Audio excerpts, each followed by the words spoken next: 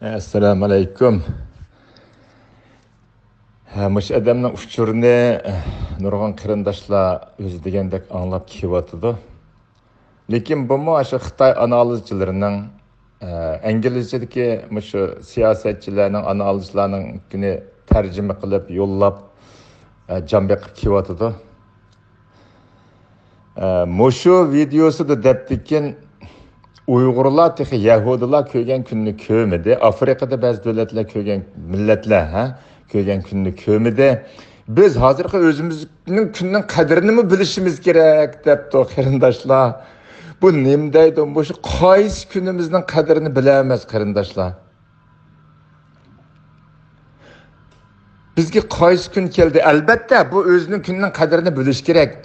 Xitoyning himoyasida o'qidi, Xitoyning puli bilan o'qidi.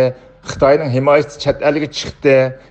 Xitoyning himoyasi chet elda maktablarni bitirib xizmatga o'rinlashdi. Bu hech qachon hayotida jafo tortmadi. Xitoyningki qarshiligiga uchrab boqmadi, qarshiligiga emas. Hech qanday bir ajdodimi Xitoyning qarshiligiga uchrab boqqan odam emas bu. Shuning uchun hech narsa bilmaydi. Uyg'urlarning tortayotgan kunidan bexabar.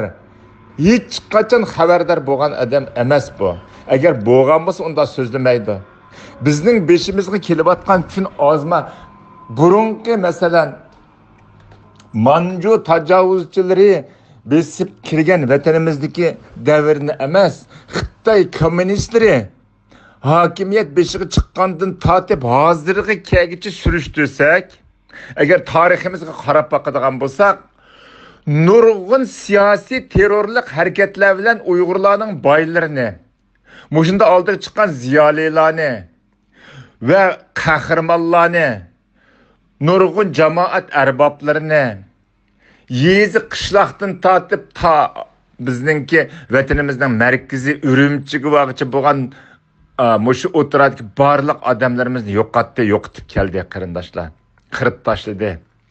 Ben Aşinsay devrini, Gomindang yoki uning Yang Zengshin, Jin Shorin davrlarini demidik. Mushu Xitoy kommunistleri hokimiyat olgandan tortib hozirgi 72 yil davrini ko'z oldimizga keltiradigan bo'lsak, tortib tugatkisiz tugatkisiz darajadagi dard alamlar bor. Bu mushlarning hech qaysini ko'rgan odam emas bu. Hiç qanda bunda bir dert elem tatib baqqan, ya javr jafo tatib baqqan odam emas. Shuning uchun mushta so'zlayalaydi. Mushu so'zlarda qarab beqinglar. Bir qettim Xitoyni tajovuzchi yoki Xitoy Uyg'urining dushmani, bu tajovuzchi vatanimizga besib kirgan degan gapni deb baqqan emas. Uyg'urlarning zimini Uyg'urning zimini bo'lganligi uchun zimin egalarini yo'qotib degan gapni deb baqdimi? Ya unda emas. So'zlayotgan hozirgi o'xshash uchurdan iborat. Bugungi kunda shu kunimizning qadrini bilishimiz kerak, o'zimizning bu kunning qadrini deb Xitoyning qo'ldashda yashayotgan bo'lsangmi, hayot ashta yashasanglar bo'ldi. Shuning qadrini bilib yasha, nim qilsa bunda gap qilib deydi-da bu. Başta bir türkümler bağansırı özünü aşkarlavatıda qarindoshlar. Muşu adamlarımı Dünya Uygur Qurultayının Uygurlarga vatan içi ve sırtıda vekillik qilman degan bir çoğun teşkilatının maslahatchisi, ali maslahatchisi qarindoshlar. Muşular maslahat bergan teşkilat nim bo'ladi o'ylab beqinglar sizlar. Bu tillaysizlar qanchalik tillasanglar tillanglar. Muşlarning maslahatida mangan bir siyosiy tashkilot nim bo'ladi? Bu ichinishlik ahvolga qarindoshlar, eng oxirida dayjgan gaplarni, jo'ylayotgan jo'lishlarni qaranglar.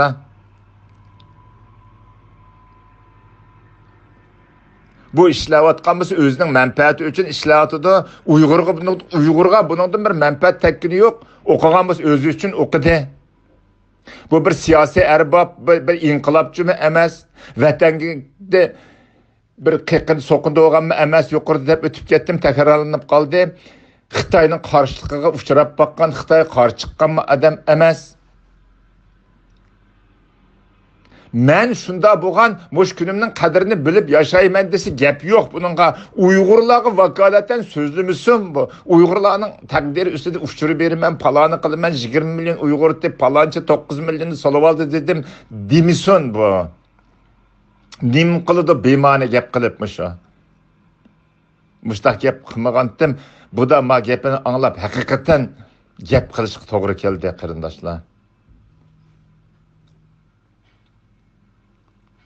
Bizning o'ltirilib ketgan odamlarimiz ozmi? Menda hozir umumiy yuzlik irqiy qirg'inchilik olib beryapti. Uyg'ur bo'lganning o'zi jinoyatchi bo'lib turmalarda,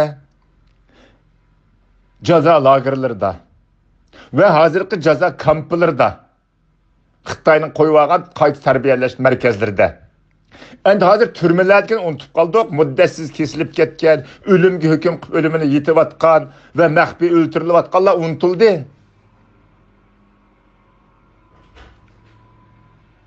Ma jaza lagerlerdeki, kamplardaki qarindoshlarimiz to'shil oldu, unutulib, endi buning qadrini bilgan da'vatıdı bu. Xitoy hech kim qilmaydi Uyg'urni deb. Demakchi bo'lgan bularning maqsadi bo'yicha yanimi qirish kerak-da Uyg'urni, yanimi chiqarish kerak, yanimi chiqarib o'ltirish kerak. Shu vaqtda rozi bo'ldi bular. Shunga qarindoshlar bundaq kiyvagan quruq qalpoqlarga ishonmayli. Buning ingliz tili bilib qilishi yoki Xitoy tili bilib qilishi yoki bunda bir cho'ng injenerlik qalpoqlarni ilib kiyib olishi hech qanday narsaga arzimaydi. Bu vatan millatning manfaatiga ishlaydi deydigan kapolatmi bermaydi. Bu uning vatan millat uchun ishlaydi deydigan isbot. Onun uchun isbot bo'ladigan isbotmi emas, uni isbotlab berolmaydi.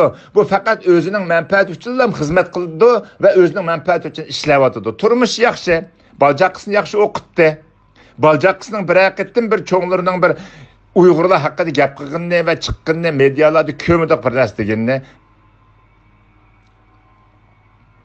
Yana barliq tashviqotlarda Xitoy bilan yaxshilanib qolsa, Xitoy xotirjam berib kelish, uni ve şu münasebetini saqlab qilishdan iborat so'zlayotganlarning hammasi kavobmi ko'ymaydigan, zixmi ko'ymaydigan.